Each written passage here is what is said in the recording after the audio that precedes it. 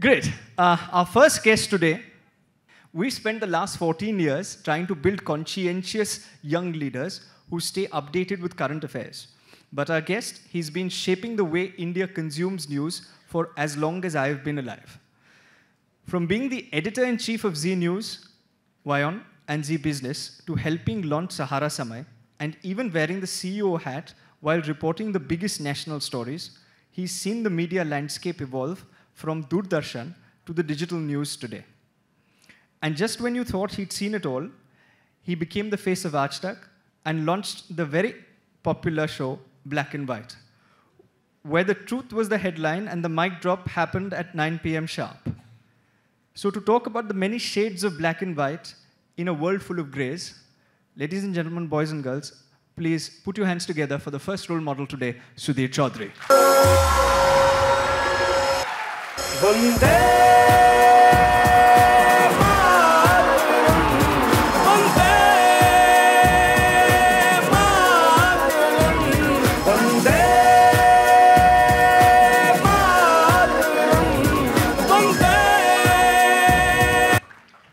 Namaste. Good morning. How are you? मुझे ऐसा लग रहा है जैसे मैं किसी स्कूल में आया हूँ and you know we are starting our first period और क्लास हमारी शुरू होने वाली है. But it's not your class, it's my class. You can ask me anything. I feel like a student and you should feel like a teacher today. How lovely. Thank you. Thank you for coming. Thank you, Sudhir. Thank you for being with us. You feel like a student. So let me start by asking you, were you a student who was a first row student or a last row student? Well, I was a okay student. I always enjoyed sitting at the last bench because then you can, avoid the attention of the teachers. But yeah, it has been like a mixed bag. Mixed bag. Yeah, but I'm a great fan of backbenchers. All the backbenchers must be very happy, no? Backbenchers. And from backbench, he's sitting out here. So this shows that all the backbenchers are the real smart ones. Are they? Yeah. So they're highly underrated. Highly underrated. But A, thank you for coming from Delhi. I know that you're in the middle of many things. And to take out time and to be with us today, really, really grateful. So thank you for that. Thank you. But Sudhir ji, आपकी journey जो है, and I'll interchangeably use Hindi and English if that's okay. Of course, yes. हाँ, तो आपकी journey जो है, मुझे एक और जन की याद दिलाती है. We call him MS Dhoni. The reason is, from a small town, he's made it large. For me, you are like the MS Dhoni of news, in a way. That from a small town, you've made it large, and you've charted your own journey. How did you decide to get into this profession at the very outset? Okay, as you said, you compared me with MS Dhoni. Actually, whether it's Dhoni or me or so many other people, we do not come from privileged backgrounds. हमने बहुत संघर्ष किया है, छोटी-छोटी चीज़ों के लिए बहुत संघर्ष किया है. छोटी जगह में पैदा हुए, फिर छोटे स्कूल से शुरुआत की, फिर धीरे-धीरे बड़े प्लेटफॉर्म पर आए और इस तरह से हम आगे बढ़ते चले गए. What was your question? तो आपने ये प्रोफेशन कैसे चुना? हाँ. तो मैं जब स्कूल में था, मैं हमेशा एक स्पोर्ट्समैन बनना चाहता था. And I was very good at sports. और मैंने सोचा था कि मैं आगे स्पोर्ट्स को अपना करियर बनाऊंगा. और बना भी रहा था. I was doing quite well. I was an athlete. तो जब मैं अच्छे कॉम्पिटिशन्स जीतने लगा तो मेरा नाम अखबार में छपने लगा स्पोर्ट्स पेज पर.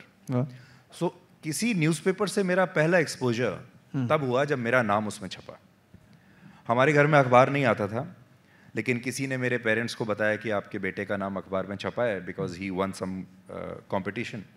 तो मेरे फादर बाज़ार गए और अखबार ख़रीद के लाए और उन्होंने उसमें मेरा नाम देखा. मैंने मेरा नाम, उस ज़माने में अखबार में नाम आना बहुत बड़ी बात होती थी. जी बिल्कुल. पूरे शहर में, मोहल्ले में, गांव में, सब जगह आपका नाम हो जाता था. अभी भी है. अभी भी शायद ऐसा होगा.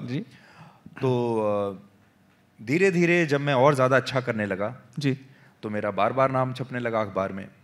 तो मेरे फादर ने कहा बार बार हर रोज़ हम एक अखबार लगा ही लेते हैं। तो एक अखबार हमारे घर में इसलिए आने लगा क्योंकि मेरा नाम कभी कभी उसमें छपता था, और मैंने स्पोर्ट्स पेज पढ़ना शुरू किया क्योंकि मुझे स्पोर्ट्स में इंटरेस्ट था। लेकिन फिर आगे चलकर मुझे एक इंजरी हुई जिसकी वजह से मेरा स्पोर्ट्स का करियर ख़त्म हो गया, लेकिन मुझे अखबार पढ़ने का शौक़ वहाँ से लग चुका था जी। अब अचानक से जब आप पूरी तैयारी कर रहे हैं कि आप एक स्पोर्ट्समैन बनेंगे और वो आपका करियर ख़त्म हो जाए, तो आपको वापस पढ़ाई की तरफ आना पड़ेगा, और आप क्या करें उस वक्त। तो मुझे लगता है कि शायद उस समय इतनी समझ नहीं होती। आपको कुछ अच्छा लगता है, कुछ खराब लगता है, लेकिन आपको ये नहीं पता होता है कि जो अच्छा लग रहा है ये आपका करियर बन सकता है जी। But I started reading newspapers, only the sports page, and I started enjoying it. Okay. और फिर मैं धीरे धीरे जब आगे बढ़ा तो मुझे ऐसा महसूस हुआ कि मैं भी ऐसा लिख सकता हूँ। शुरुआत में मुझे लगा कि मैं स्पोर्ट्स में लिख सकता हूँ बिकॉज मैं स्पोर्ट्समैन रहा हूँ, और धीरे धीरे जब तक मैंने कॉलेज से अपना ग्रेजुएशन किया तब तक मुझे ये समझ में आया कि मुझे जर्नलिज्म में कुछ करना चाहिए। उस समय टीवी आ रहा था, ये मैं बात आपको बता रहा हूँ 1993 की। उस समय इंडिया में कोई न्यूज़ चैनल नहीं था, लेकिन धीरे धीरे विदेशी चैनल्स जो हैं वो धीरे धीरे आ रहे थे टीवी पर, धीरे धीरे दिखना शुरू हुआ था, और मुझे वो बहुत फैसिनेट करता था कि चैनल्स आ रहे हैं हमारे टीवी पर और क्या इसमें काम करने का मौका मिल सकता है। और फिर इसलिए मैंने Indian institute of mass communication का उस समय एंट्रेंस एग्ज़ाम होता था, वो मैंने एंट्रेंस एग्ज़ाम दिया, वो मैं उसमें मैंने उसको पास कर लिया, और फिर आगे मौका मिला, और उसके बाद फिर कभी मैं रुका नहीं, फिर तो आगे नए दरवाजे खुलते चले गए। फिर आपकी कहानी is very well documented which is, और ये आपने एक चीज़ बताई कि आपने काफ़ी संघर्ष किया। आप होडल से थे, हरियाणा से, एंड जो बात मैंने देखी है, जो छोटे शहर से आते हैं in comparison to big cities जहाँ अवेलेबिलिटी ज़्यादा है, अपॉर्चुनिटी ज़्यादा है, there is some kind of hunger, desire to be able to do things which for other people, there are many opportunities that are available. Your upbringing, I'm sure, has had a large role in who you are today. Anything from your upbringing that you would like to share with young people that has greatly impacted you? तो मैं बहुत छोटी जगह से आता हूँ, और दिल्ली जाने का सपना वहाँ लोग सिर्फ देखते हैं, जा नहीं पाते। मेरे फादर मेरी पूरी फैमिली में सबसे पहले पढ़े लिखे व्यक्ति थे। He was the first one to get education. तो वो चाहते थे कि उनका बच्चा भी अच्छी शिक्षा हासिल करे। जी। He was a school teacher and my mother was also a school teacher, जो बाद में होडल से दिल्ली आ गए। और जब वो दिल्ली आ गए तो मुझे दिल्ली में रहने का मौका मिला उनकी वजह से, and I am their only child. Okay. हाँ, तो उनके पास जो भी था, दोनों स्कूल टीचर्स के पास जितने भी रिसोर्सेज थे वो सब उन्होंने मेरे ऊपर लगा दिया। और देखिए, हमारे देश में आज भी अगर आप एक मिडिल क्लास फैमिली में पैदा हुए हैं, अगर आप लोअर मिडिल क्लास फैमिली में पैदा हुए हैं और आप अच्छी ज़िंदगी जीना चाहते हैं जी, तो एक ही रास्ता है, पढ़ाई करो। पढ़ाई करके अच्छी नौकरी कहीं ले लो, यही हमें सबको सिखाया जाता है, और कोई रास्ता नहीं है, क्योंकि we do not come from business families, हमारे पास वो बैकग्राउंड नहीं है। तो मेरे पास भी एक ही रास्ता था, अच्छी पढ़ाई करो, अच्छे मार्क्स लो, अच्छे कॉलेज में जाओ और आगे चल के अच्छी नौकरी करो, तब आपको इस गरीबी से छुटकारा मिल सकता है। और मैं शुरू में जो मेरा जो फायर था वो यही था कि मुझे मेरी जो सराउंडिंग्स हैं इससे मुझे बाहर निकलना है। कैसे निकलोगे आप बाहर? तो लगातार एक मेरे दिमाग में ये बात रहती थी कि मैं कैसे अपने आसपास की चीज़ों को ठीक कर सकता हूँ, कैसे मैं अपनी फैमिली को और अच्छे रिसोर्सेज दे सकता हूँ, अपने पेरेंट्स के लिए कुछ कर सकता हूँ। दूसरी तरफ मेरे पेरेंट्स भी लगातार मुझ पर ये दबाव बना के रखते थे कि आपको कुछ अच्छा करना ही पड़ेगा, there is no other option. तो एक चीज़ आप याद रखिएगा कि बहुत बार ऐसा होता है कि जब आपके पास और कोई विकल्प ही नहीं है, you have burned all the bridges, correct, वापसी का कोई रास्ता नहीं है, तब एक आग पैदा होती है। और ये मैंने देखा है ऋषभ कि ये जो फायर है ना जी, इस फायर के बिना आप कुछ नहीं कर सकते। और फायर कैसे आती है? फायर आती है या तो गरीबी से आती है, आपके पास अभाव है, कुछ है नहीं, और आप अपनी सिचुएशन को चेंज करना चाहते हो। फायर आता है अपमान से भी वो आग लगती है कि किसी ने आपका कभी अपमान कर दिया तो आप पूरी दुनिया को दिखाना चाहते हैं कि मैं कुछ कर सकता हूँ। यानी कुछ ना कुछ अगर आपके जीवन में कुछ कमी है तो ये आप अपमानित हुए हो, गरीबी है, अभाव है, तब वो फायर आपके अंदर आती है और वो फायर जो है वो ही आपकी आगे चल के फ्यूल बनती है जिससे आपका एक इंजन चलता है। तो मैं तो आज सब जितने बच्चे यहाँ बैठे हैं सबको ये कहना चाहता हूँ कि आपकी लाइफ में अगर फायर नहीं है, अगर आपके अंदर आग नहीं जल रही है कुछ करने की, तो फिर आप आगे चल के बहुत कुछ कर नहीं पाएंगे। सो आपको उस आग को ढूंढना पड़ेगा कि वो आग कैसे है। आपकी वो जो इच्छा शक्ति है वो मजबूरी से ही आ सकती है। जी बिल्कुल, आपने ये बात जो बताई है, एंड उसमें एक चीज़ आपने बताई कि एजुकेशन के बारे में। Of course there has to be fire, if there is no fire then आगे जाके it becomes an issue. But you spoke about education, and everything starts with education. One of the greatest levelers of our country is education, of the world. And I think that is the only way for a person to progress. पर आजकल क्या महसूस करता हूँ जब मैं बच्चों के साथ बात करता हूँ who are far smarter than me, but in smaller towns now this conversation is ensued कि पढ़ाई लिखाई करोगे तो क्या होगा। अभी तो बहुत सारी अपॉर्चुनिटीज़ है, जैसे अभी सोशल मीडिया आ गया है, तो सोशल मीडिया पे इन्फ्लुएंसर बन जाओ तो इन्फ्लुएंसर से ज़्यादा पैसे मिलते तो in comparison to some other field. तो there is, and I met so many influencers वो जिन्होंने फाइनेंस की पढ़ाई नहीं की है पर फाइनेंस का ज्ञान दे रहे हैं। तो आजकल ऐसा भी हो गया है कि पढ़ाई सेकेंडरी हो गई है, बाकी सारी अपॉर्चुनिटीज़ इतनी है।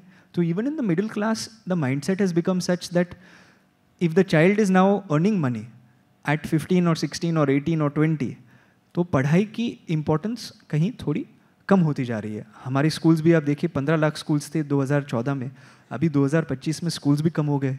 सो enrolment rate has gone out of course, but education, what I am trying to say is education is a great leveller. And before you start making reels on finance, this is my personal belief, ऐसे मुझे लगता है कि पहले थोड़ी तो accounts की समझ तो आनी चाहिए, थोड़ी तो फाइनेंस की समझ होनी चाहिए, बाद में फाइनेंस के रील्स बनाने चाहिए।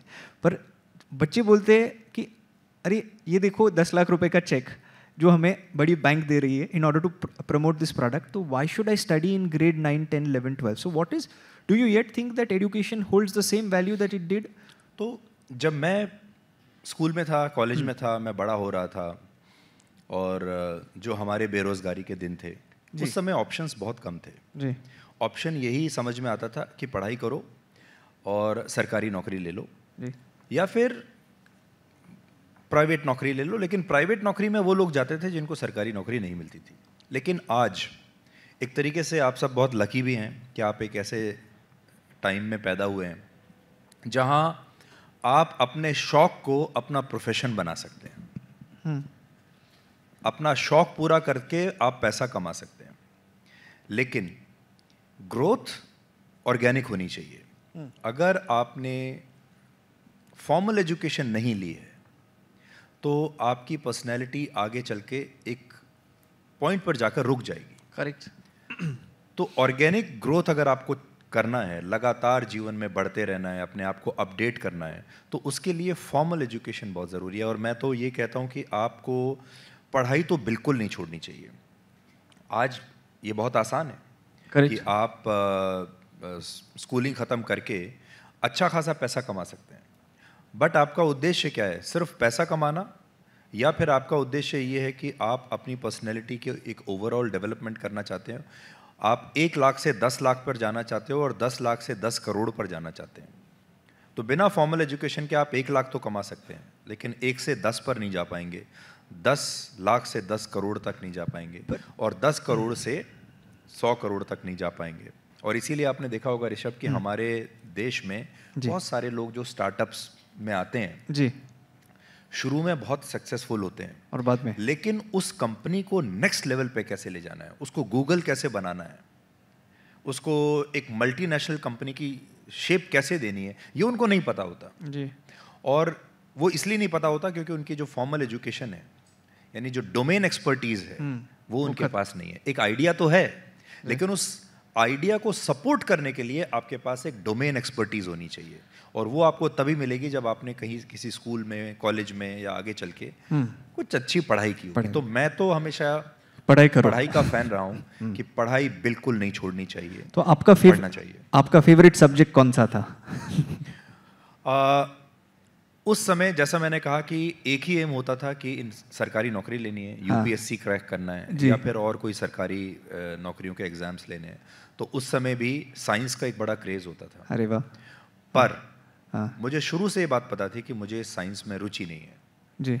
तो मैंने आर्ट्स लिया, ह्यूमैनिटीज़, और उसमें भी मेरा जो फेवरेट सब्जेक्ट था वो था पॉलिटिकल साइंस और इकोनॉमिक्स। और आपका लीस्ट फेवरेट सब्जेक्ट कौन सा था? मैथ्स। मतलब ये देखिए, जो लीस्ट फेवरेट है इसमें मुझे सोचने की भी जरूरत नहीं पड़ी एक बार भी, बिकॉज आई नो मुझे सपने में भी मैथ्स ही आता था जब मैं पढ़ता था। पर ये भी एक सी बात है ना कि हम लोग ने कॉस साइन थीटा वगैरह पढ़ा। आपने जैसे बताया कि मतलब पढ़ाई तो बिल्कुल इम्पोर्टेंट है, पर कई बार ऐसे भी होता है कि कहीं कॉन्सेप्ट जो स्कूल में पढ़ाते हैं और जो हमारी एजुकेशन सिस्टम है, मैं जोकिंगली ऐसे बोलता हूँ that more than the Britishers our education system has produce more Britishers than the British have.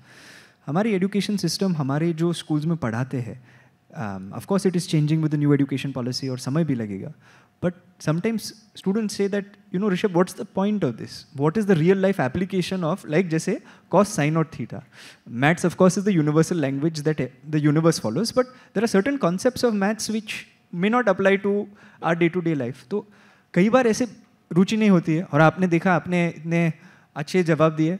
The one that got the maximum applause that was the one that was about maths. तो उसके लिए कहीं आपको लगता है कि school education system में जो पढ़ाते हैं उसमें भी बदलाव लाना ज़रूरी है? बहुत लगता है मुझे। स्कूल में मैंने देखा, कॉलेज में देखा, और उसके आगे जैसे मैं आपको मेरा एग्जांपल बताता हूँ।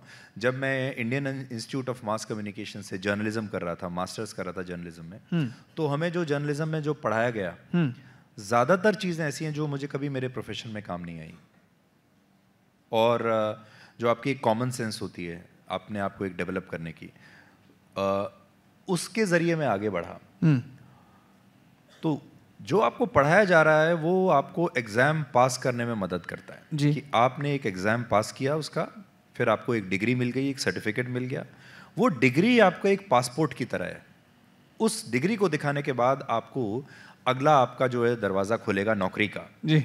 और फिर वो नौकरी के जब आप मॉल में जाएंगे उसके बाद फिर then you are on your own. उसके बाद आपको कोई भी व्यक्ति अपने प्रोफेशन में कितना इन्वेस्ट करता है जी। उसका अपना कॉमन सेंस कितना है, वो अपने आप को कितना अपग्रेड करता है, उसकी जो कैपेसिटी है उसके ऊपर फिर आपका करियर है। क्योंकि वो जो डिग्री है, वो जो सर्टिफिकेट है, वो सिर्फ आपके लिए एक दरवाज़ा खुल सकता है और उसकी कीमत वहाँ ख़त्म हो जाती है। बिल्कुल।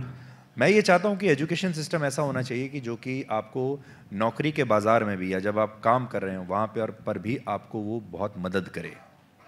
तो ऐसे कौन से स्किल्स रहेंगे जो young people should train themselves in order to be future ready? Suppose उन लोगों को जर्नलिज्म में एंटर करना है, तो आज तो स्कूल्स में जर्नलिज्म ऐसे तो पढ़ाते नहीं है डायरेक्टली, फाइनेंशियल लिटरेसी भी डायरेक्टली नहीं पढ़ाते। अभी some schools have started, NEP के माध्यम से भी हो रहा है। पर suppose somebody wants to become a journalist, तो what would be the 3 skills that you would tell them saying you should focus on today? Journalism हो या कुछ भी हो, पहला मैं हमेशा रखूंगा discipline. Discipline is very important. अगर आपने डिसिप्लिन रखा अपनी लाइफ में, चाहे आप जर्नलिस्ट बनना चाहते हैं, प्लेयर बनना चाहते हैं और कुछ बनना चाहते हैं, तो आप बहुत आसानी से बन पाएंगे। सो 1 I would say discipline. Second, skill set. आपका स्किल सेट क्या है? क्या आप हर 6 महीने में, हर साल अपने स्किल सेट को अपग्रेड कर रहे हैं कि नहीं? जो आपके पास फ़ोन है, स्मार्टफोन, उसमें हर 1 महीने में कोई नया अपडेट आता है जी। आपके iOS में या आप जो फ़ोन के जो सिस्टम्स हैं, आपने देखा होगा सब ऐप्स में जो आप यूज़ करते हो अपडेट आता है। फ़ोन का नया मॉडल, आईफोन हर साल नया मॉडल निकालता है। उसमें सिर्फ कैमरा बदलते, दूसरा कुछ नहीं, और कुछ बदलते नहीं है। तो देखिए, ये भी आपने कहा, तो अपग्रेड जो है वो सिर्फ कॉस्मेटिक नहीं होना चाहिए। Upgrade means real upgrade. तो अगर आप अपने आप को लगातार अपग्रेड कर रहे हैं अपने स्किल सेट को, तो आप आगे बढ़ते चले जाएंगे। And third is consistency. रोज काम करना, रोज ऑफिस जाना, रोज हर रोज लगातार बिना रुके, ये कैपेसिटी जिनकी है। यानी अगर आप सचिन को देखें तो सचिन से आप क्या सीखते हैं? लगातार उसने सैकड़ों मैचेस खेले, बिल्कुल, हर बार एक के बाद एक के बाद एक के बाद। और इसमें क्या है आपकी जिम्मेदारी? कंसिस्टेंसी में आपको अपनी सेहत का भी ध्यान रखना है, आपको घायल नहीं होना है, क्योंकि अगर आप इंजर्ड हो गए तो आप मैच से बाहर हो जाएंगे। सो ये भी आपकी जिम्मेदारी है that you are fit enough to go to office और go to work every day. और फिर आपकी अपनी इच्छा शक्ति है, उसके लिए बहुत कुर्बानियां देनी पड़ती हैं, छुट्टियां कम लेनी पड़ती हैं, अपनी सोशल लाइफ को थोड़ा सा अलग रखना पड़ता है, कई बार फैमिली लाइफ को बहुत सेक्रीफाइस करना पड़ता है। Success is not easy. आपको बाहर से देख के जो लगता है ऋषभ कि ये व्यक्ति इतना सक्सेसफुल है, अरे वाह क्या लाइफ जी रहा है, लेकिन उसके पीछे कितनी मेहनत जाती है और उसके पीछे आपने क्या क्या, आपकी सोशल लाइफ, आपके फ्रेंड्स, आपकी फैमिली, आपकी बॉडी, आपका माइंड, उसने कितना सेक्रीफाइस किया होता है, वो सामने से किसी को दिखाई नहीं देता। वो उस व्यक्ति को ही पता होता है जो कि उस जर्नी में है, जो वो इस यात्रा को कर रहा है। जैसे अभी 14 साल का वैभव सूर्यवंशी, और उसके बारे में जब मैंने पढ़ा कि समस्तीपुर से वो हर रोज़ पटना जाता था 6 साल की आयु से, एंड फॉर 8 years रिलेंटलेसली 3.5 घंटे उसने ट्रैवल किए। वो चले गया ट्रेनिंग के लिए, 6 घंटे ट्रेनिंग करता था, वापस 3.5 घंटे आता था। तो आज हम लोग देखते हैं कि उसने 100 स्कोर किया 35 बॉल में, but at the end of the day जो प्रैक्टिस गया उसके पहले, that is also the key. तो आपने जैसे बोला कि कंसिस्टेंसी तो है, और वैभव तो अभी चालू कर रहा है। आपने जो उदाहरण दिया, that is the role model, that is Sachin Tendulkar, where essentially he's longevity is testimony to the fact that how much hard work he's put in. पर आपने और एक बहुत उम्दी बात बताई, आपने बोला दैट अपग्रेड करना चाहिए, अपस्किल करना चाहिए। अपस्किलिंग में जैसे आपने बोला आईफोन का just not a cosmetic change, it should be a wholesale change. उसमें एआई जो है अभी बहुत सारे, just by show of hands we will try this, just by show of hands how many of us have used AI to help us with our homework? Correct. And how many of us have made AI do the homework? Excellent. So अभी AI का ज़माना ऐसा हो गया that पहले Google करते थे, अभी चैट जीपीटी करते हैं। AI in news also is only growing. What should they be focusing on when it comes to artificial intelligence? What would your advice be for the next generation? Okay. पहला point, probably Rishabh, I'm the only generation जिसने radio के युग में जन्म लिया था और AI के युग में काम कर रहा है। जब मैं पैदा हुआ था तो टीवी भी नहीं था, रेडियो हुआ करता था, और रेडियो भी बहुत अच्छे, जो बहुत अमीर लोग होते थे उनके घर में रेडियो होता था। और रेडियो में भी अगर आपको कुछ सुनना है तो गली में, मोहल्ले में, गांव में कुछ घर होते थे जिनके घर में रेडियो है, तो आप रेडियो सुनने के लिए उनके घर जाते थे। उसके बाद टीवी आया, हमारे घर में टीवी नहीं था तो हम दूसरे लोगों के घर में टीवी देखने के लिए जाते थे। जैसे कोई फिल्म आ रही है कभी या कुछ और आ रहा है, तो किसी के घर में टीवी है तो हम जाते थे उनके घर में टीवी देखने के लिए। और उस वक्त एक कम्युनिटी व्यूइंग होती थी कि अगर मेरे घर में टीवी है और मेरे आसपास के जो घर हैं वहाँ से बच्चे या लोग कोई भी आना चाहता है तो मुझे उनके लिए अपना घर खोलना होगा और वो बैठ के मेरे ड्राइंग रूम में टीवी देखेंगे। कोई बुरा नहीं मानता था। आज आप ये नहीं कर पाओगे। तो हम लोग वहाँ से आ रहे हैं।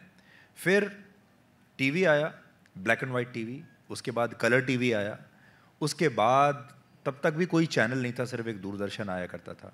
फिर इंटरनेट आया, फिर सोशल मीडिया आया, करेक्ट, फिर ये गूगल और ये सब चीज़ें आए, सर्च इंजन्स आए, और आज एआई आ गया। फर्क कैसे आता है? जब मैं आपकी उम्र में था या जब आगे था तो मुझे अपने सारे दोस्तों के फ़ोन नंबर याद थे, सब डिजिट्स याद थे, सारा कैलकुलेशन मैं उंगलियों में कर लिया करता था क्योंकि मेरे पास कैलकुलेटर नहीं था और कैलकुलेटर का कोई ऑप्शन ही नहीं है। तो जब आपके दिमाग को ये पता होता है कि मेरे पास कोई ऑप्शन नहीं है तो वो चलता है। फिर तो आप सारे कैलकुलेशन आप कर सकते हो कागज़ पर या उंगलियों पर जी। आपको सारे नंबर्स याद हैं, लोगों के मकान नंबर याद हैं, लोगों के फ़ोन नंबर याद हैं, बसों के नंबर याद हैं। उसके बाद कैलकुलेटर आया तो हमने वो कैलकुलेशन करना खुद से छोड़ दिया। फिर फ़ोन आ गया। आज मुझे किसी का नंबर याद नहीं है, आपको भी याद नहीं होगा, हम सिर्फ नाम फीड करते हैं और नंबर कर देते हैं। बट आपके पास कितने ऐसे नंबर हैं? अभी 10 नंबर क्या आप बता सकते हो कि आपके जानने वाले लोगों के पास हैं और आपको उनके नंबर याद हों? तो धीरे धीरे कैसे हम अपना दिमाग इस्तेमाल करना कम करते जा रहे हैं और हमने अपना पूरा की पूरा एक स्किल सेट, अपनी एक दिमागी जो कैपेसिटी है वो दूसरे के प्लेट में जाके रख दी है। वो आप देखिए, अब लोग कहते हैं कि एआई आके सबकी नौकरियां ले लेगा जी। और धीरे धीरे धीरे इंसान खत्म हो जाएंगे। मुझे ऐसा लगता है कि आगे जाके दुनिया 2 हिस्सों में बटेगी। एक जो एआई का इस्तेमाल करना जानते हैं और दूसरे जो एआई का इस्तेमाल करना नहीं जानते हैं। ये मुझे ऐसा लगता है। तो AI should assist you, AI should not be your master, मेरा ये कहना है। आपको एआई के टूल्स सीखने चाहिए। जैसे आज आपको पता है कि इंटरनेट को कैसे इस्तेमाल करना है। इंटरनेट आपको इस्तेमाल नहीं कर रहा है, आप इंटरनेट को इस्तेमाल कर रहे हैं। चैट जीपीटी आपको इस्तेमाल ना करे, आप उसको इस्तेमाल करें। करेक्ट।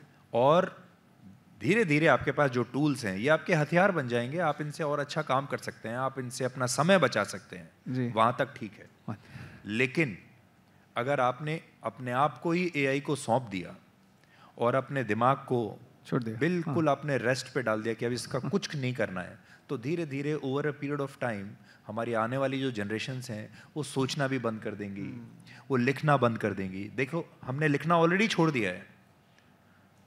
मैं कितने लोगों को मिलता हूँ जो लिखते नहीं हैं जी। अब हैंडराइटिंग लोगों की ख़राब होती जा रही है, उनमें मैं भी हूँ। लिखने का मौका ही नहीं मिलता बिकॉज हम टाइप करते हैं, और अब तो टाइप करने की भी ज़रूरत नहीं है, आप वॉइस नोट बना सकते हैं। तो फिर धीरे धीरे आगे की जनरेशन्स लिखना बंद कर देंगी। मैं आपको मेरा एक एग्जाम्पल देता हूँ। मैं फ़ोन बहुत यूज़ करता हूँ, हाँ, और ये आप ध्यान रखिएगा। तो फ़ोन की ग्रिप आपकी ऐसी होती है इस तरीके से, या जब आप इसमें कुछ टाइप करते हैं तो अचानक कुछ दिनों से मुझे मेरी ये उंगली में दर्द होने लगा और मुझे लगातार इसमें दर्द रहता है। तो मैंने सोचा कि या तो इसमें कुछ चोट लगी है, कुछ हुआ है। फिर मैंने देखा कि लगातार इस उंगली से फ़ोन को होल्ड करने की वजह से अब इसमें परमानेंटली दर्द रहता है। वो भी ठीक है, चलो। फिर एक दिन मैंने अपनी इस उंगली को ऐसे छुआ और मैंने देखा कि मेरी जो हड्डी है इस उंगली की, उसकी शेप बदलनी शुरू हो गई है और उसके अंदर एक ऐसे गड्ढा आ गया है। You can touch my finger. Correct. ये ठीक है एकदम, लेकिन इसमें इसकी हड्डी की शेप बदलनी शुरू हो गई है। और वो सिर्फ इसलिए क्योंकि सारे दिन फोन रहता है। अगली जो जनरेशन्स हैं शायद उनकी पैदाइश से ही हड्डी ऐसे ही आ जाएगी। गेमिंग होता है तो गेमिंग से तो ऐसे ही हो जाती है, ऐसे ही हो जाता है। सो ये बहुत खतरनाक बात है। इसलिए एआई को मुझे जो डर है वो ये है कि कहीं हमारी जो आत्मा है, हमारी जो सोल है, उसको भी एआई ना ले ले एक दिन। तो हमें अपनी आइडेंटिटी एक इंसान के तौर पर, हमारा जो जन्म हुआ है, हमारे पास एक सोल है, हमारे पास एक कॉन्शियंस है, हमारा एक चरित्र है, हमारी एक पर्सनैलिटी है। करेक्ट, वही लॉस ना हो जाए, वो कहीं खो ना जाए। करेक्ट। नहीं, आपने बहुत ही इंपॉर्टेंट बात की। How many of us just try doing this? Is actually, when I was checking with my own finger, I kind of realized the bone on the last finger is slightly different to the ones that are on the remaining four. It's slightly bent. It's more curved. ये phone की वजह से हो रहा है। And the ones who use their phone are the ones who are nodding. The ones who don't use their phone a lot perhaps aren't. But आप जो बोल रहे हैं बिल्कुल सही है, in a way that where AI should not become our masters. We should be able to use AI in order to become better. But ऐसे भी होता है कि people are yet doing the experiment. Experiments are always fun. But कभी ऐसे भी होता है कि that लोग बात करते हैं कि AI will at some point in time replace in journalism. They will replace news reporters. आज बड़ी बड़ी channels पे भी there are AI bots that give news. तो आपको लगता है कि कभी 10 years from now, 20 years from now, AI will replace the human reporter?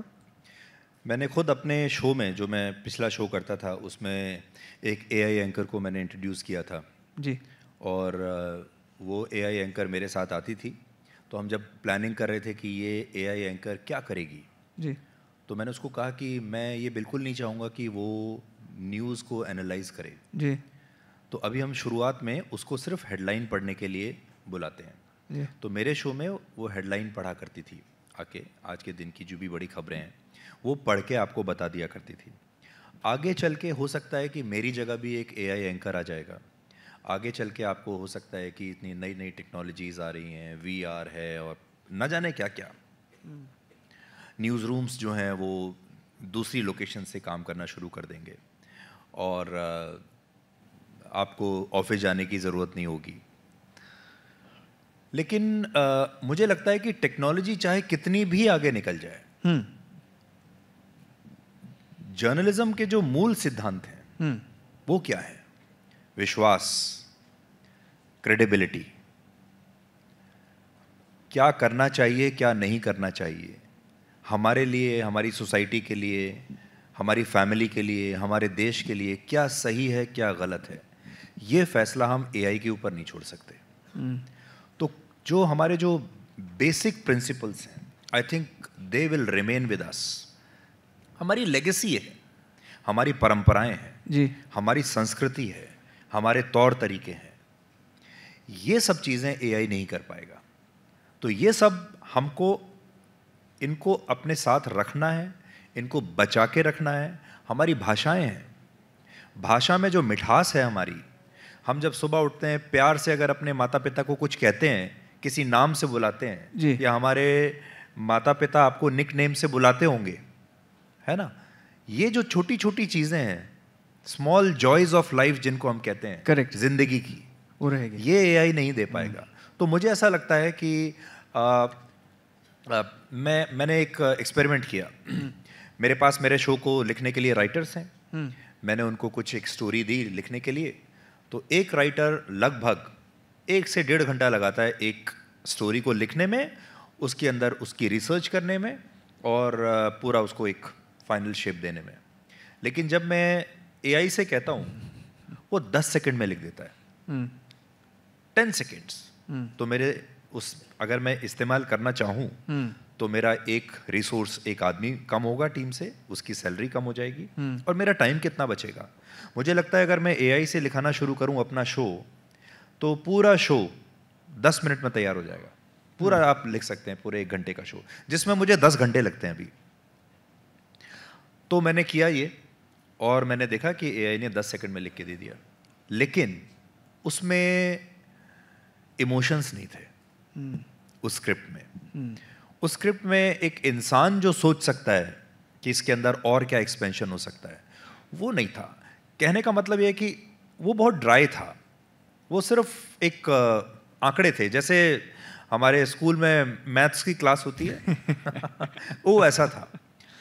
तो मुझे फिर भी ये लगा कि जो इंसान सोच सकता है वो अभी तक मुझे लगता है अभी तक का, मैं आपको बता रहा हूँ, वो वहाँ तक एआई नहीं जा सकता। तो इंसान की जिम्मेदारी अभी ये है कि हम अपना समय बचाने के लिए, रिसोर्सेज बचाने के लिए, कॉस्ट कटिंग के लिए एआई को इस्तेमाल करेंगे जर्नलिज्म में। लेकिन क्रेडिबिलिटी, विश्वसनीयता, सिद्धांत, जी, सच्चाई, किसी के सामने दबना नहीं है, मुश्किल सवाल पूछना, ये सब सिर्फ इंसान कर सकता है। और आपकी जो धरोहर है जी, वो ह्यूमन जो जर्नलिस्ट हैं वही उसको आगे लेके जाएंगे। जी बिल्कुल। आपने जैसे बताया दैट क्रेडिबिलिटी जो है वो बहुत इंपॉर्टेंट है, और क्रेडिबिलिटी के बिना मतलब ट्रस्ट करना it is very difficult. But credibility के बारे में बात करें तो न्यूज़ आजकल डिवाइड हो गया है। एक तरीके से नैरेटिव बिल्डिंग के लिए यूटिलाइज होता है न्यूज़। प्राइम टाइम देखते हैं तो एक नैरेटिव मिलता है, सोशल मीडिया देखते हैं तो दूसरा नैरेटिव मिलता है। तो कई बार कन्फ्यूजन होती है, क्योंकि आयमन का उद्देश्य यही है to build global citizens who understand the world and India. But सच में क्या है, क्या हो रहा है, वो जानने के लिए 2-3 वर्जन्स मिल जाते हैं। पहले तो ऐसा हुआ करता था that when growing up and reading the newspaper, तो टाइम्स ऑफ इंडिया पढ़ लो या हिंदू पढ़ लो, दोनों में सेम ही लिखा है। आज वो ही दोनों न्यूज़पेपर ले लो तो दोनों में जो पत्रकार है वो अलग तरीके से वो सेम ट्रूथ को प्रेजेंट करते हैं। So my question is this कि हमारा प्रेस फ्रीडम जो इंडेक्स है उसमें we are 159th if I am not wrong 180 पे आउट ऑफ 180 कंट्रीज. इंडिया में परिस्थिति एक्चुअल में इतनी खराब है या फिर it is just a western media portrayal that and because of which we are blinded and we say that it is divided? इसके बहुत सारे पहलू हैं ऋषभ. पहला तो ये है कि एक कड़वी सच्चाई पूरी दुनिया में और हमारे देश में भी है कि सारे न्यूज़ आउटलेट्स जो बड़े बड़े हैं, अखबार हैं, न्यूज़ चैनल्स हैं, वो सब उद्योगपति चलाते हैं. जी, ये सच्चाई है, इसको सब जानते हैं. क्योंकि न्यूज़ ऑपरेशंस को चलाने के लिए बहुत पैसा चाहिए. बिल्कुल. न्यूज़ इंडस्ट्री एक प्रॉफिट ड्रिवन इंडस्ट्री आज भी नहीं है. तो इसमें पैसा कौन लगाएगा? कोई छोटे मोटे व्यक्ति के बस की ये बात नहीं है. बहुत लंबी चौड़ी टीम चाहिए होती है, बड़े और न्यूज़ रूम्स आपको चाहिए. तो ज़्यादातर अखबार और न्यूज़ चैनल्स बड़े बड़े उद्योगपति और बड़े बड़ी कंपनियां चलाते हैं. जी. अब वो इसको एक बिजनेस की तरह चलाते हैं. उनके लिए एक बिजनेस है, और जब वो एक बिजनेस कर रहे हैं तो उसमें से वो अपना लाभ भी लेना चाहेंगे, अपना फ़ायदा भी करना चाहेंगे. तो एक सच्चाई ये है. लेकिन दूसरी सच्चाई ये है कि अगर आज मैं अपने शो में कुछ कहना चाहूँ किसी के बारे में, मैं कह सकता हूँ या नहीं कह सकता हूँ? तो मैं आपको मेरे अनुभव से ये बता रहा हूँ. मुझे 30 साल से ज़्यादा हो गए काम करते हुए. मुझे जो ठीक लगा है मैं कहता हूँ. अच्छा भी बुरा भी.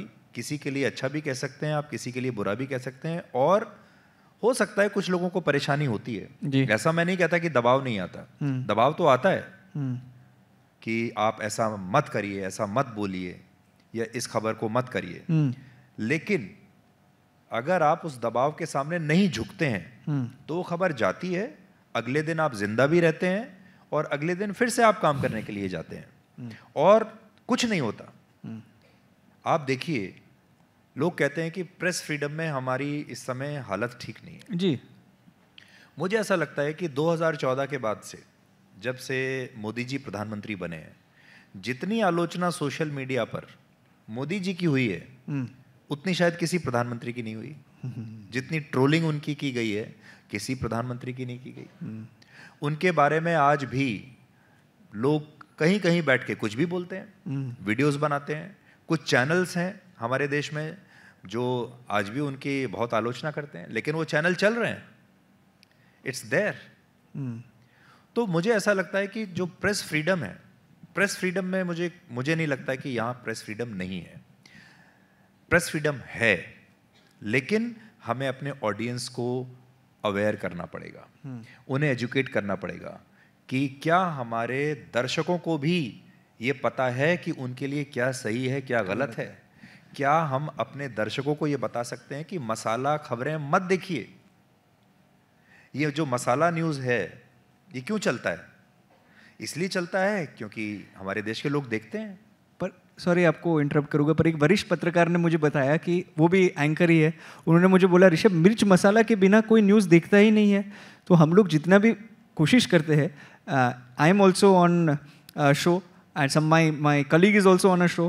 He is presenting the news in a way that will be consumed. You want me to present news? क्योंकि मैं जानता हूँ काफ़ी समय से तो खुल के बात हुई. बोले, सर आप why do you add so much of मिर्च मसाला in the news? Sir Rishabh, मैं खाली न्यूज़ पढ़ लूँगा ऐसे तो कोई देखेगा नहीं. तो ये भी कहीं सच है कि TRP मिलता है इस कारण से क्योंकि मिर्च मसाला ज़्यादा है. So how to balance that? तो एक बिजनेस मॉडल हमारे देश में ऐसा बन गया है कि एंकर्स एक्टर बन गए हैं और पत्रकार जो हैं वो शेफ बन गए हैं, है ना. हम बिरयानी बेच रहे हैं. तो कई बार ऐसा लगता है कि हम न्यूज़ रूम में बिरयानी बना रहे हैं.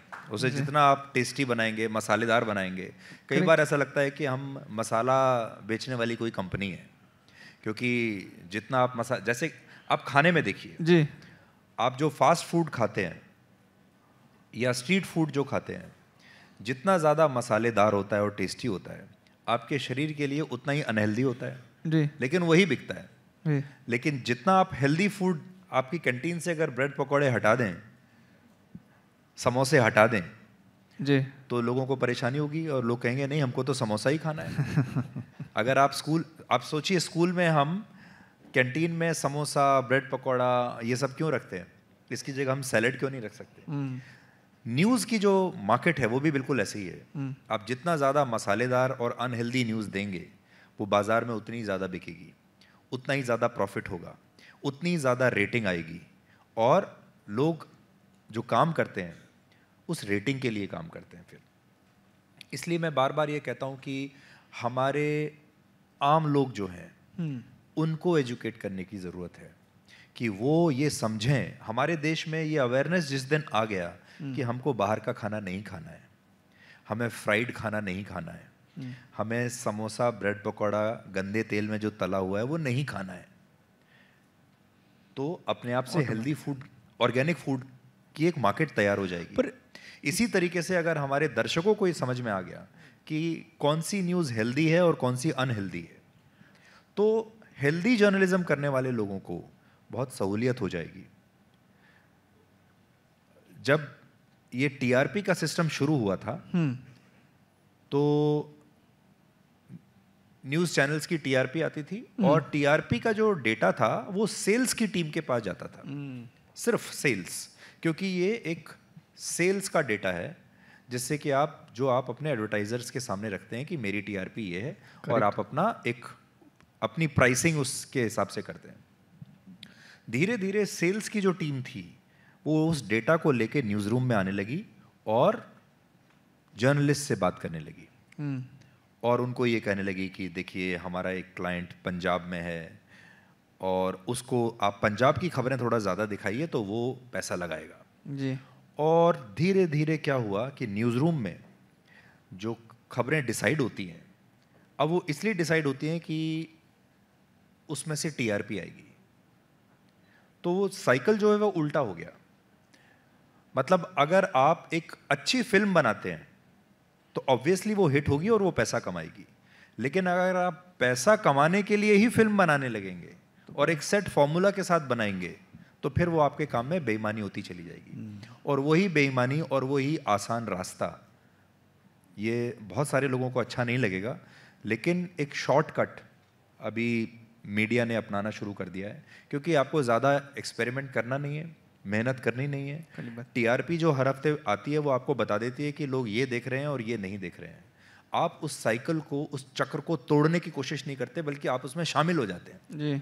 और इसलिए आपने देखा होगा कि सारे न्यूज़ चैनल्स में खबरें एक जैसी होती हैं। करेक्ट। सब में ब्रेकिंग न्यूज़ एक जैसी होती है, सब के अंदर वही लाल रंग से एक पट्टी आती है। सब न्यूज़ चैनल्स में जो डिबेट्स हैं जी, जिस डिबेट में जितनी ज़्यादा मारामारी होगी, जितना ज़्यादा लोगों का अपमान होगा, वो उतना ज़्यादा चलेगा, उसका जो क्लिप है वो उतना ज़्यादा वायरल होगा जी। और इसमें ये प्रॉब्लम जैसे आपने बताया दैट मासिस को एडुकेट करने की आवश्यकता है कि जब जो व्यूअर है उसको पता चल जाएगा कि सैलेड खाना है और हर रोज़ समोसा पाव नहीं खाना है। The idea is we have to educate them, पर वो लोग को एडुकेट करने के लिए the important thing is that जो पत्रकार भी है, और कई बार जो पैनलिस्ट है वो तो चिल्लाते ही है, पर पत्रकार भी दे टेक साइड्स, वो ओपिनियन देते हैं। जब मैं टीवी देखता था अर्ली 2000s में, and my first exposure to news, the person used to ask the question, वो क्वेश्चन पूछने के बाद खुद का ओपिनियन ज़्यादा नहीं देता था। वो पॉडकास्ट में ठीक है पर वो न्यूज़ रूम में it use to stop with the question. आपने जैसे बताया दैट व्यूअर को एडुकेट करना है, but if the person who is even asking the question is also giving opinions, how will the viewer ascertain saying what is right and wrong, because of the fact that they will also get very easily influenced कि पत्रकार ही ये बोल रहा है, the journalist is only saying this. So आपको कहीं लगता नहीं है कि ये पत्रकारों का भी दोष है, that journalist का भी दोष है, that where they should not give perhaps opinions? बिल्कुल। देखिए, धीरे धीरे चीज़ें बदलती चली जाती हैं, फॉर्मेट्स बदलते हैं। जैसे आज से 30 साल पहले टेस्ट मैच होता था जी, फिर 50 ओवर का मैच आया जी, फिर 20 ओवर का T20 आया जी, फिर IPL आया जी। अब अगर आप IPL के दौर में लोगों को वापस 5 दिन के फॉर्मेट में लेके जाएंगे तो वो नहीं देखेंगे। करेक्ट। अभी दर्शक भी एक ये कहता है, जैसे मुझसे बहुत सारे लोग मिलते हैं, वो ये कहते हैं ठीक है ये तो आपने बता दिया, पर मुझे ये तो बताइए कि क्या सही है क्या गलत है, मैं ये करूं या ना करूं। हमारे लिए जो बड़ी समस्या आती है वो ये कि जब हमारा दर्शक हमसे ये पूछता है कि मैं कश्मीर जाऊं या ना जाऊं। मैंने आपको बता दिया कश्मीर में ये है, ऐसा हुआ है। अब आपके स्कूल को कश्मीर में एक ट्रिप ले जाना है, बच्चों को लेके जाना है। आप मुझसे क्या पूछेंगे? आप कहेंगे वो सब ठीक है जो आपने बताया, ये बताइए कि मैं जाऊं या ना जाऊं। मुझे ये बताइए स्टॉक मार्केट में पैसा लगाऊं या ना लगाऊं। ये बताइए कि किस स्टॉक में पैसा लगाऊं। मुझे ये बताइए भारत पाकिस्तान का वॉर होने वाला है या नहीं होने वाला है। अब अगर मैं उसको कहूं कि देखिए भारत के प्रधानमंत्री ने और सरकार ने ये कहा है और पाकिस्तान के प्रधानमंत्री और सरकार ने ये कहा है, यहाँ ये हुआ है, यहाँ ये 2 बैठक हुई हैं, पाकिस्तान में ये 2 बैठक हुई हैं, बाकी मुझे कुछ नहीं पता, आप देख लीजिए। हाँ। तो दर्शक ये कहता है कि फिर आप क्या करेंगे? तो इस समय जो दर्शकों की जो डिमांड है, उनकी जो एक्सपेक्टेशंस हैं कि आप टीचर बन जाए, ज़्यादा हाई है। लेकिन यहाँ पर एक फैक्टर बहुत इंपॉर्टेंट है, वो है ईमानदारी का। कि अगर आपने मुझसे ये पूछा कि कश्मीर जाना चाहिए या नहीं जाना चाहिए, तो क्या मैं ईमानदारी से आपको सही जवाब दे रहा हूं या नहीं दे रहा हूं? क्या उस जवाब में कोई मिलावट है? क्या उस जवाब में ये मिलावट है कि मेरी विचारधारा बीच में आड़े आ रही है? तो सुधीर जी, ये बेईमानी वहां से शुरू होती है। कश्मीर जाना चाहिए कि नहीं जाना चाहिए? तो अगर आप मुझसे ऐसे कहेंगे बिल्कुल कि मुझे सिर्फ जानकारी देनी है, तो मैं आपको कहूँगा कि जी अभी भी बहुत सारे लोग कश्मीर में जा रहे हैं जी। और आप देखिए कि उसी जगह पर जहाँ पर वो हत्याकांड हुआ था अभी भीड़ लगी हुई है, अभी भी वहाँ पे बहुत सारे टूरिस्ट हैं वो जा रहे हैं। बट मुझे ऐसा लगता है कि जाना चाहिए, क्योंकि अगर आप नहीं जाएंगे तो आप उनके इरादों को पूरा कर देंगे जो वो चाहते हैं, आतंकवादी। जाना चाहिए लेकिन सतर्क होके जाना चाहिए, केयरफुल होके जाना चाहिए, अपनी सुरक्षा अपनी जिम्मेदारी मान के तब जाना चाहिए। नहीं, आपने ये बात बताई कि दर्शक आपको प्रश्न पूछ रहे हैं कि कश्मीर जाना चाहिए नहीं जाना चाहिए, उसके लिए मैंने आपको ये प्रश्न भी पूछ लिया। पर कहीं ये पहले भी होता था कि दर्शक ये चाहते थे। अब मान लीजिए मेरी मंशा गलत है और मैं एक खास विचारधारा से ग्रस्त हूं। अब आपने मुझसे ये सवाल पूछा जी, तो मैं इसका जवाब ये भी दे सकता हूं कि बिल्कुल नहीं जाना चाहिए जी। ये सरकार फेल हो गई है, हमारी सेना फेल हो गई है, वो आपको किसी प्रकार की कोई सुरक्षा नहीं दे सकती। आतंकवादी वहां पर छाए हुए हैं सब जगह, आप जाएंगे तो अपनी जान के साथ खिलवाड़ करेंगे। जब तक ये सरकार ना बदल जाए और जब तक अगले चुनाव में ये पार्टी की सरकार ना आ जाए, तब तक आपको कश्मीर नहीं जाना चाहिए। और ये बात बहुत सारे सीनियर एंकर बोलते भी है। बोलते हैं। तो इसको कहते हैं हम कि जब आप अपनी ओपिनियन में मिलावट करते हैं, और ये मिलावट हर जगह है ऋषभ। अगर आप देखें, ऐसा नहीं है कि मीडिया में, जब आप अस्पताल में जाते हैं किसी बड़े प्राइवेट अस्पताल में और डॉक्टर अपनी ओपिनियन में आपको एक मिलावट लगा के देता है, आपको सर्जरी की जरूरत नहीं है और कहता है कि ये सर्जरी करा लीजिए, आपको वो टेस्ट कराने की जरूरत नहीं है लेकिन फिर भी कहता है कि ये टेस्ट करा लीजिए। वो जो मिलावट है, वो मिलावट एक्चुअली हर जगह है। आप दुकान पे खाना खरीदने के लिए जाएंगे, वहां पर भी है। आप किसी दुकान में इलेक्ट्रॉनिक सामान खरीदने के लिए जाएंगे, वहां पर भी है, क्योंकि वहां वो दुकानदार आपको वो बताएगा जिसमें उसका फायदा है जी। कि ये टीवी लीजिए और ये मत लीजिए, क्योंकि इस टीवी में उसको पता है उसको ज्यादा मार्जिन मिलेगा। सो ये है।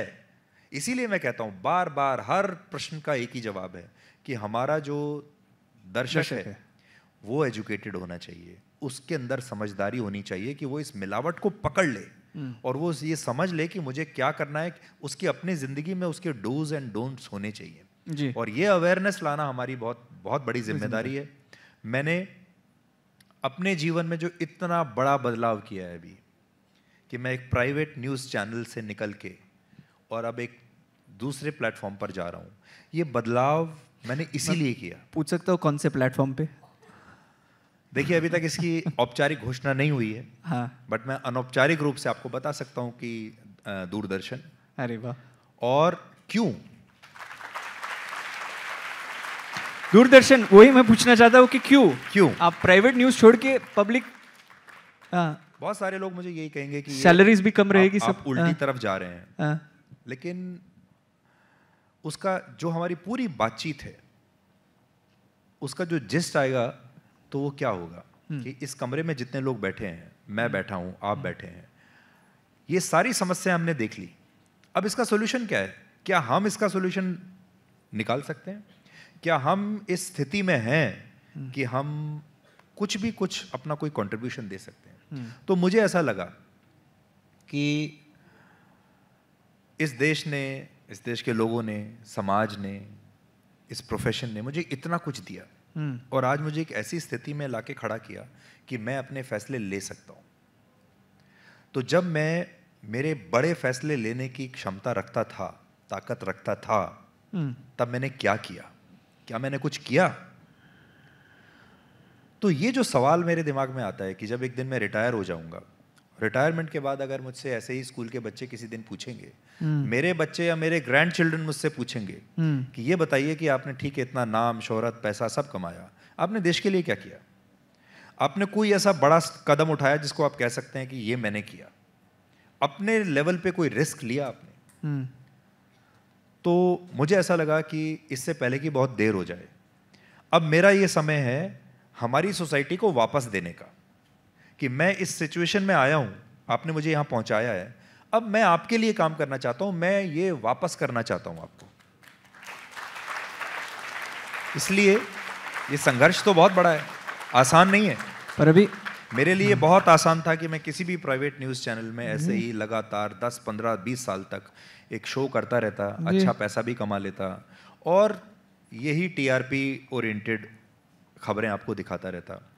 और ऐसा नहीं कि मैंने इस टीआरपी की रेस को जीता नहीं है, इस रेस को मैं 15 साल से मैं जीतता आ रहा हूँ जी। मतलब कई लोग तो ऐसे हैं कि उस रेस में वो हार जाते हैं, इसलिए वो निकलते हैं।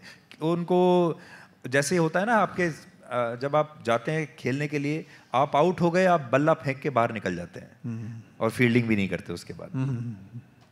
तो मेरे केस में ऐसा नहीं है, मैं इस रेस को लगातार जीत रहा हूं। पिछले 15 साल से इस रेस को मैंने हर दिन हर रात जीता है, हर प्लेटफॉर्म पे जीता है और मैं टॉप पे रहते हुए और इसको जीतते हुए, जीतने के बाद अब मैं इस रेस से बाहर निकल रहा हूं। और इसलिए क्योंकि अब जो मैं करना चाहता हूं वो मुझे और कोई प्राइवेट न्यूज़ चैनल अलाउ नहीं करेगा। उन्हें लगेगा ये सुइसाइडल है, क्योंकि ये उनके बिजनेस मॉडल में फिट नहीं बैठेगा। अगर मैं आपकी कैंटीन की भाषा में कहूं तो अब मैं और ज़्यादा समोसे और ब्रेड पकौड़े नहीं बेचना चाहता। अब मैं आपको सैलेड बेचना चाहता हूं, ऑर्गेनिक फूड देना चाहता हूं। लेकिन ये मुश्किल है। जिस दिन मैं आपकी कैंटीन में आऊँगा ये खाना लेके, आप नहीं खाएंगे, मुझे पता है। अब मुझे इसकी दोबारा से कुछ पैकेजिंग करनी पड़ेगी, तो मैं वो काम करने के लिए अभी निकला हूँ। और मुझे लगता है कि अगर आप सब ने मुझे सपोर्ट किया तो इतना मुश्किल काम भी नहीं है। आप सबके व्हाट्सएप ग्रुप्स होंगे, आप सबकी फैमिली होगी, स्कूल के व्हाट्सएप ग्रुप्स होंगे, आप उनको बताइए, उनको आप एजुकेट कीजिए और उनको ये भी बताइए, क्योंकि आपकी जनरेशन ने दूरदर्शन को देखा नहीं है। दूरदर्शन इस देश की सोल है, आत्मा है। करेक्ट। वो चैनलों का बाप नहीं है, चैनलों की माँ है। सारे चैनल वहीं से पैदा हुए हैं।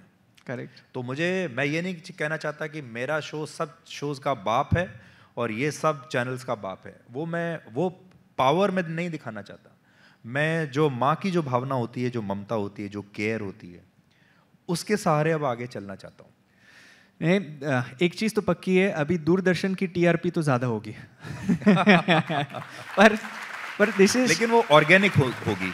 पर दिस इज बिकॉज कि आप वहाँ सैलेड बेचना चाहते हैं और समोसा पाव नहीं, एंड कंज्यूम भी करना चाहते हैं लोग सैलेड, पर समोसा पाव ही मिल रहा है। और यदि ये प्रकार की जर्नलिज्म दिखी तो I think it will be on prime time. It is not something that we get to see often. So therefore, thank you for doing what you're doing. I know बड़ी सी salary छोड़ के, imagine you come, he's come from Hodal, from Haryana, he's built his career entirely. And this is why I say that there's a big difference between role models and real models. He's built his entire career and then he's reached a place in his life where now he is wanting to give back, leave a big fat paycheck, leave the fancy offices, go back to Doordarshan, He has a massive social media following for all of you on social media. I'm sure many of you also follow him. But he's left that it would be an easier option कि आप social media channel खोल लेते. Social media channel खुद के you would have been able to run it and you would have made much more money perhaps in that, and you've chosen to go back to Doordarshan, and I think that is why that differentiates him, and therefore I'm very happy that आज का जो कार्यक्रम हुआ है that has started with you. So thank you for that. But thank you.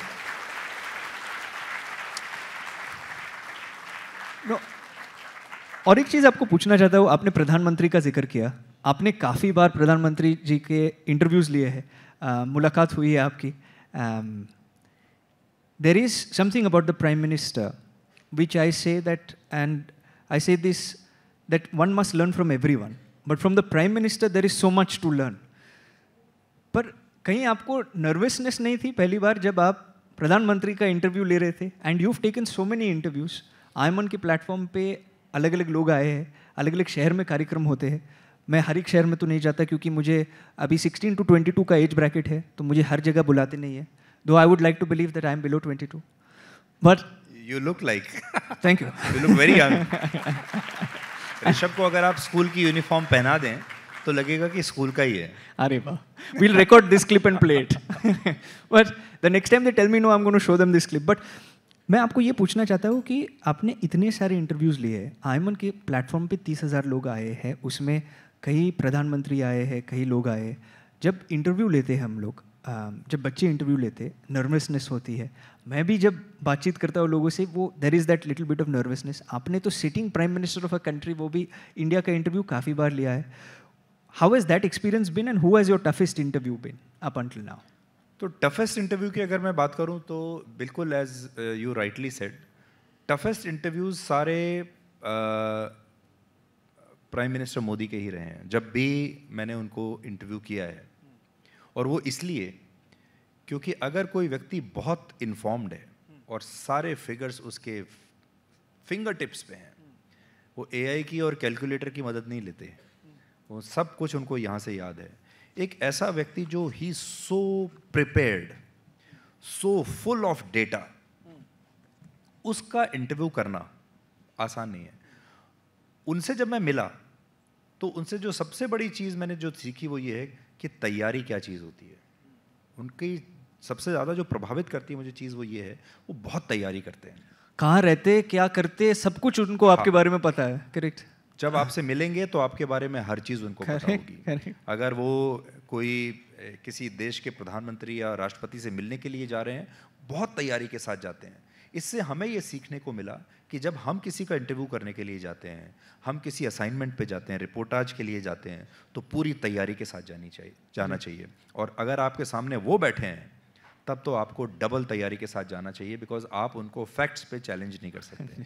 तो मेरा तो अनुभव उनके साथ बहुत अच्छा रहा है. He is very hard working. Hard work का जो है, परिश्रम का कोई और विकल्प है ही नहीं. और ये दिखाते हैं कि अगर आपने मेहनत की, इसलिए आपने देखा होगा चाहे चुनाव हो, चाहे कोई मीटिंग हो, चाहे किसी देश के राष्ट्रपति प्रधानमंत्री के साथ उनकी कोई मीटिंग हो, वो बहुत तैयारी के साथ और बहुत परिश्रम के साथ जाते हैं.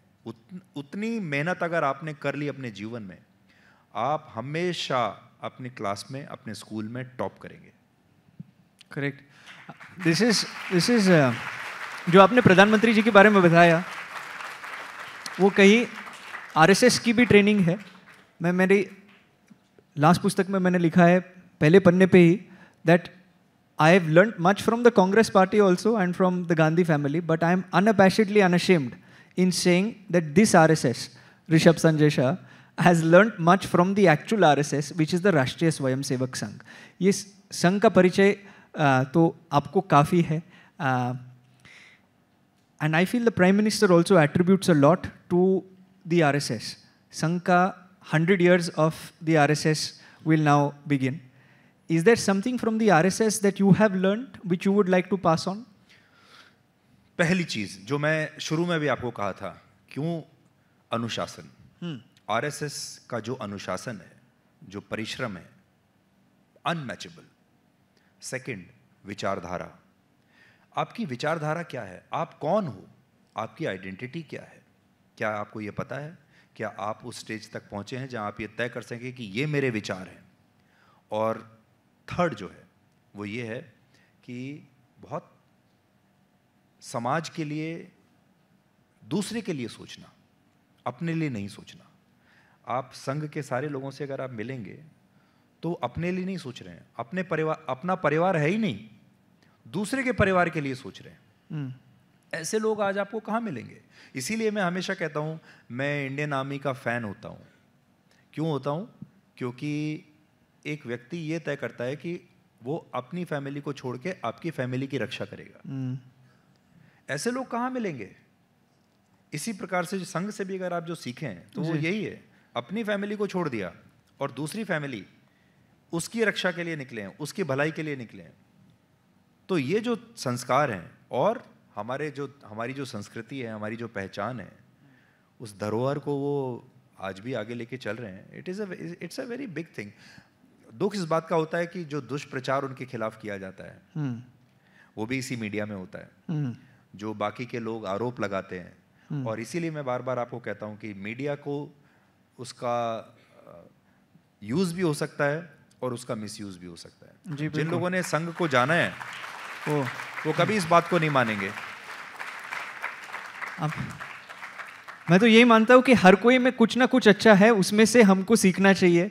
एंड आपने जैसे बताया संघ के बारे में, वो संघ के बारे में परिश्रम है या फिर डिसिप्लिन है, अनुशासन है, the things that you spoke about, these are things that I have seen first hand, and therefore that is seen in our prime minister, and therefore now the country is also progressing in that direction. पर यही देश में ये भी criticism है संघ का, BJP का, और मैं आपको पूछ रहा हूँ क्योंकि आप भी जब न्यूज़ देते हैं तो कई बार व्हेन यू गिव, किसी ने आपको ओपिनियन पूछ लिया तो आपका ओपिनियन मुझे लगता है कि कई बार मैच होता है उनसे, तो उसके लिए आपको पूछ रहा हूँ कि एक नैरेटिव है हिंदू राष्ट्र का जो बिल्ड हो रहा है, अखंड भारत का, और यही स्टेज पे जो रोल मॉडल सीरीज़ थी थोड़े दिन के पहले, जावेद अख्तर साहब थे और उनका definition was a very different definition of India.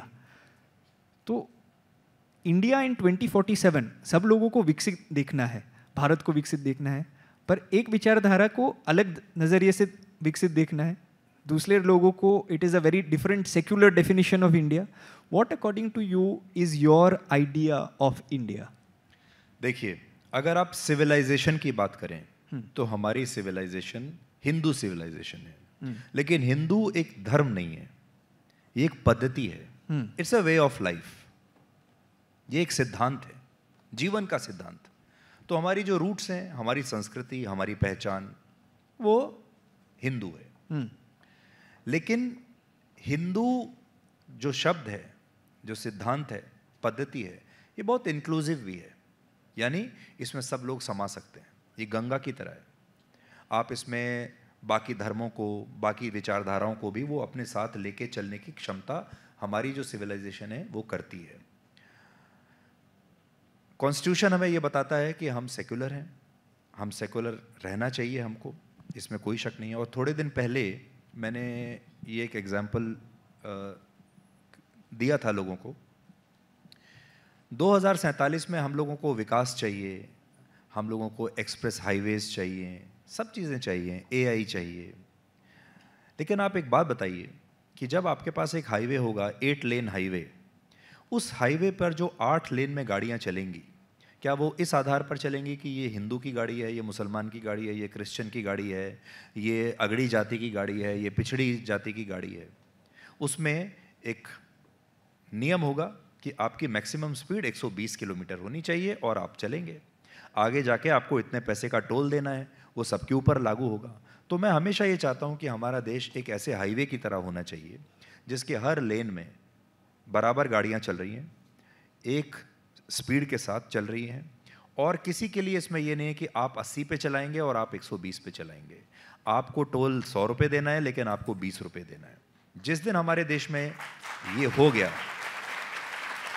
अगर आप ये समझते हैं कि उस हाईवे पर जब गाड़ी चल रही है और बाकी गाड़ियों को बचाने की जिम्मेदारी सिर्फ एक मेजॉरिटी पॉपुलेशन की होगी या सिर्फ हिंदुओं की होगी, बाकी लोग कैसे भी गाड़ी चलाएं, आपको ठीक चलानी है, उनको बचा के चलना है, तब तक ये देश जो है सही रूप में सेक्युलर नहीं बन सकता। तो सेक्युलर का मतलब ही ये है कि सबके समान अधिकार हैं, चाहे मेजॉरिटी पॉपुलेशन है या माइनॉरिटी पॉपुलेशन है। तो यूसीसी लाना जरूरी है, UCC should, it's a must. आप जितने भी डेवलप्ड कंट्रीज हैं आप देख लीजिए, जब आप यहाँ से यूरोप जाते हैं, अमेरिका जाते हैं, दूसरे देशों में जाते हैं, क्या सबके नियम बराबर नहीं है वहाँ पर? सारे नियम बराबर हैं वहाँ। तो आपको उसी पद्धति को फॉलो करना है अगर आप वाकई में विकसित भारत बनना चाहते हैं भविष्य में। And this is the inclusive India जो बात करते हैं आप। ये इंक्लूसिव इंडिया में जैसे आपने उदाहरण दिया that it should be an 8 lane highway, वो 8 लेन हाईवे में वी शुड नॉट सी कौन गाड़ी चला रहा है, वी शुड सी कि गाड़ी बराबर चल रही है कि नहीं चल रही है, and it should not be the prerogative of the majority to take care of the minority. It should be the prerogative of everyone to drive safely per se, and then only India will become Viksit. So I think आपने जो बताया वो काफ़ी in a way is also very secular definition also of India. पर एक छोटा सा rapid fire है before which I after which I open up for a couple of questions if you think from the audience. Rapid fire के अंत में एक hamper है, पर वो हैम्पर की साइज जो बॉलीवुड सितारे स्टार्स देते इतनी बड़ी नहीं है, छोटी है।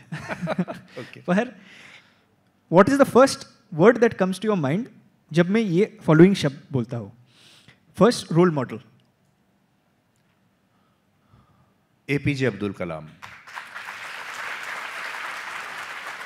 जी न्यूज, वायोन या दूरदर्शन? दूरदर्शन। क्योंकि आप अभी ज्वाइन करने वाले हैं उसके लिए? नहीं, इसलिए नहीं, क्योंकि मैं उस चैनल को देखते हुए बड़ा हुआ हूँ। जी बिल्कुल, उसकी यादें मेरे बचपन के साथ जुड़ी हुई हैं। हमारे पूरे परिवार मिलके वो चैनल देखता था। तो पुराने जो हमारी आत्मा में है, हमारे रूट्स में है। जी बिल्कुल बिल्कुल बिल्कुल, मैं ऐसे ही पूछ रहा था, मजाक कर रहा थोड़ा। पर नेशनलिज्म कोई आपको बोलता है तो आपको फर्स्ट थॉट क्या आता है? मुझे अच्छा लगता है, I feel proud of it. और मुझे लगता है कि हर व्यक्ति को राष्ट्रवादी होना चाहिए, नेशनलिज्म अपनाना चाहिए, because nationalism means that you love your country. तो पेट्रियोटिज्म बोलते तो क्या आता है? पेट्रियोटिज्म और नेशनलिज्म मुझे तो लगता है कि बहुत लगभग एक जैसी ही चीज़ है, और एक ही सिक्के के दो पहलू हैं। पेट्रियोटिज्म अगर आप हैं तो आप अपने आप नेशनलिस्ट भी बन गए। जब मैं नरेंद्र मोदी जी बोलता हूँ तो what is the first thought? एक बहुत ही परिश्रमी नेता जो अपने बारे में नहीं बल्कि 140 करोड़ लोगों के बारे में सोच रहा है। एक बहुत स्ट्रांग नेता, और जिससे हम ये उम्मीद करते हैं कि वो कुछ ना कुछ तो बड़ा करेंगे। आप देखिए, हर समय जब वो आते हैं तो ऐसा लगता है कि अब ये कुछ तो करेंगे। एक कॉन्फिडेंस जो एक नेता के अंदर होना चाहिए, जो हम मेरे जैसे जो मिडिल क्लास फैमिली के जो लोग हैं, हमें अपने पिता को लेके एक कॉन्फिडेंस होता था कि मेरे पापा, मेरे फादर इज द स्ट्रॉन्गेस्ट। हर बच्चे को बचपन में ये लगता है कि my father is the strongest, और मेरे फादर मेरे लिए कुछ भी कर देंगे, and he will definitely do something, कुछ तो करेंगे। इनको देख के एक वही फीलिंग आती है कि जैसे आज भी जो चल रहा है इंडिया और पाकिस्तान, आप बाहर सड़क पे जाके देखिए, बार बार लोग कहते हैं जब उनकी तस्वीर आती है, कुछ तो करेंगे ये, कुछ बड़ा करने वाले हैं। तो एक आपके अंदर जो एक कॉन्फिडेंस होता है किसी को लेके, ये एक बहुत बड़ी बात है। बिल्कुल। राहुल गांधी जी का नाम देता हो तो क्या आता है विचार? मुझे लगता है अभी उनको बहुत एक स्टूडेंट की तरह भी बहुत सीखने की जरूरत है। He is a good man, but ऐसा नहीं है कि I dislike him. He is also a good man, अच्छा है। एंड मुझे उनकी एक चीज़ अच्छी लगती है, वो जिस तरीके से अपना गेटअप रखते हैं, जिस तरीके से अपने आप को पेश करते हैं लोगों के सामने, वो यूथ को काफ़ी अच्छा लगता है। और ये उनकी जो एक उन्होंने अपनी एक जो छवि बनाई है, सिर्फ मैं यहाँ अपीयरेंस की बात कर रहा हूँ जी, वो बहुत अच्छी है। अब उस अपीयरेंस के साथ साथ जब वो अपने विचार रखते हैं, वो भी अगर वो वैसे कर लेंगे जी, तो he could be a very good leader. Very good. अच्छा, ये क्लिप वायरल जाएगी स्पेशली जो फर्स्ट आपने बताया उसमें। पर आप तो अन्य प्रधानमंत्री वो से मिले हैं, उसमें डोनाल्ड ट्रंप जी से भी मुलाकात हुई है, तो मैंने डोनाल्ड ट्रंप का नाम ले लिया, तो आपका पहले आपके मन में क्या शब्द आता है? Fighter, fight, and he makes come back, And- और अपनी शर्तों पे।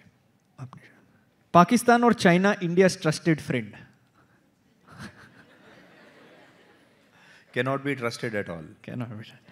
One book. ये वो दोस्त हैं जो साथ बैठ के आपके खाना खाएंगे लेकिन आप ही के बारे में षड्यंत्र रचेंगे। आपके स्कूल में आपके ऐसे बहुत दोस्त होंगे, हाँ, आपकी क्लास में, आपके स्कूल में ऐसे बहुत दोस्त होंगे जो आपके साथ खाना भी खाते हैं, लंच में बातें भी करते हैं, सब चीज़ें खेलते भी हैं, लेकिन पीछे से आप ही के बारे में खराब बात करते हैं। एक पुस्तक जो सबको पढ़नी चाहिए? भगवत गीता।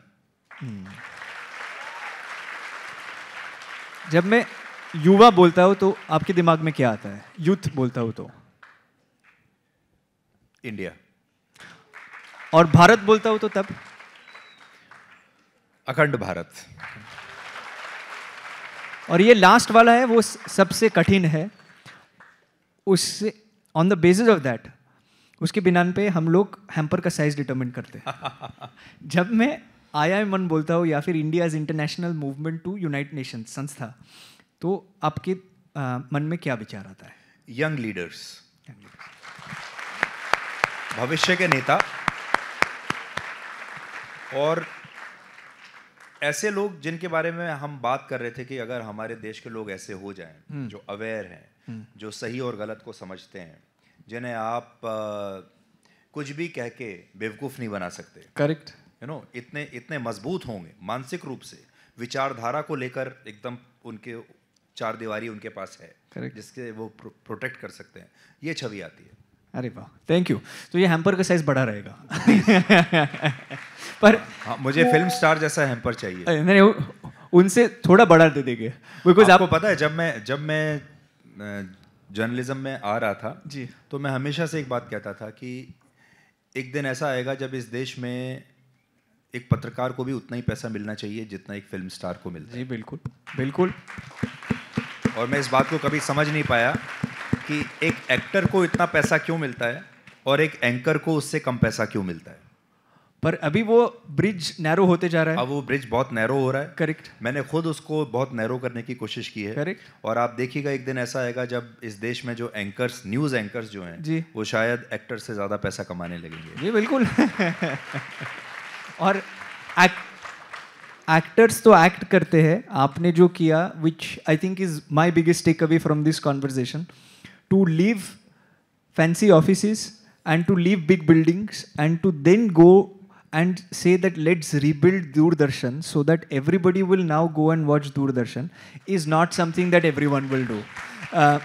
ये ऋषभ मेरे लिए वैसा पल है कि आप विदेश में किसी बहुत अच्छे शक्तिशाली देश में, किसी पश्चिमी देश में एक बहुत बड़ी मल्टीनेशनल कंपनी में काम कर रहे हैं, अच्छा पैसा कमा रहे हैं, सुख सुविधाएं सब कुछ हैं, और फिर आप वो सब छोड़ के भारत में आ जाएं वापस और भारत के किसी गांव में काम करना शुरू करें। ऐसा है। नहीं बिल्कुल। और आपने ये घोषणा आज यहाँ की, उसके लिए मैं बहुत ही खुश हूँ, क्योंकि this is the first time that you mentioned this, so thank you for doing that. Thank you. मुझे बहुत, और मुझे इस बात की बहुत खुशी है कि मैंने इस देश के युवाओं के सामने सबसे पहले ये बात कही है। नहीं बिल्कुल। एंड आपने जो बताया that there should be some parameter, and in a world full of all I will say is we taken a lot of questions also. मैं यही बात बोलूँगा कि न्यूज़ रूम में बहुत नॉइज़ होता है और हम लोगों को भी डाइसेक्ट करना है कि नॉइज़ क्या है, न्यूज़ क्या है, एंड उसके लिए ऐसे कोई लोग हैं जिनको फॉलो करके हम लोग को पता चलता है कि sum all of what is being said is perhaps noise and what they are saying is perhaps news, and in that there is one person that my father regularly watches, and that is this gentleman who is out here, and whenever he is watching it, he makes me sit next to him and he says, Rishabh, suno. And that's how I have seen him, and since that time till today, it's been a great honor and a pleasure and a privilege to now be able to sit next to you and to be able to have this conversation. And thank you so much. इसमें मैं एक बात बस कहना चाहता हूँ कि मैं जब आपको बताता हूँ कि ऐसा होना चाहिए और ऐसा नहीं होना चाहिए, इसलिए नहीं बताता हूँ कि ये मेरी राय है. Correct. मैं जब आपको कहता हूँ कि ऐसा होना चाहिए तो उसके पक्ष में मैं एक दलील देता हूँ. उसके पक्ष में मैं आपको रिसर्च दिखाता हूँ. अगर ऐसा नहीं होना चाहिए तो उसके पक्ष में, जैसे आप अदालत में दोनों पक्षों के वकील होते हैं और वो अपने अपने हिसाब से दलील देते हैं और अपने हिसाब से सबूत पेश करते हैं. जी. अच्छे जर्नलिज्म में यही होना चाहिए. आप जो भी कह रहे हैं उसके पक्ष में आपको आंकड़े देने चाहिए, रिसर्च देनी चाहिए, दलील देनी चाहिए, और फिर दर्शक अगर उससे कन्विंस्ड है तो फिर दर्शक आपके लिए करेगा. एक और पॉइंट जो हमसे छूट गया था, न्यूट्रलिटी के बारे में हम जो बात करते हैं, जब मैच में एक अंपायर होता है जी. हम कहते हैं ये न्यूट्रल अंपायर है. जी. कई अच्छे अंपायर होते हैं, कोई खराब अंपायर होते हैं, लेकिन कहते हैं ये बहुत अच्छा अंपायर है, he is very neutral. Correct. लेकिन वो अंपायर भी जब आउट होता है खिलाड़ी तो उंगली तो उठाता है. आप कहते हो और आपके ऊपर, आपको उसके ऊपर पूरा विश्वास है. करेक्ट. तो जब वो अपनी उंगली उठाता है और कहता है कि ये आउट है, एक अच्छे जर्नलिस्ट को भी उस एम्पायर की तरह होना चाहिए. तो आपको उंगली तो उठानी पड़ेगी. आप ये नहीं कह सकते कि देखिए बैट्समैन ने ऐसा किया और बॉलर ने ऐसा किया, अब आप देख लीजिए. करेक्ट. आपको उंगली उठानी पड़ेगी जी. आपको फ्लैग करना पड़ेगा कि ये आउट है, या अगर जबरदस्ती अपील हो रही है तो आपको ये भी बताना पड़ेगा कि भाई ये नॉट आउट है. He needs to stay here. He needs to stay here.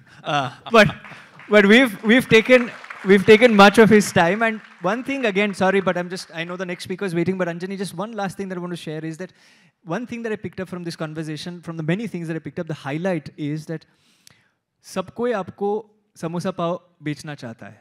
The man is going to go to Doordarshan to sell salad. I know that we don't watch Doordarshan, but now I think we have a reason to watch Doordarshan. Ladies and gentlemen, boys and girls, on your behalf, thank you so much. Thank you, Rishabh. Sudhir Chaudhary. Thank you so much. Can we also, एक छोटा सा token of appreciation है. Anjani's just gotten that. Yeah.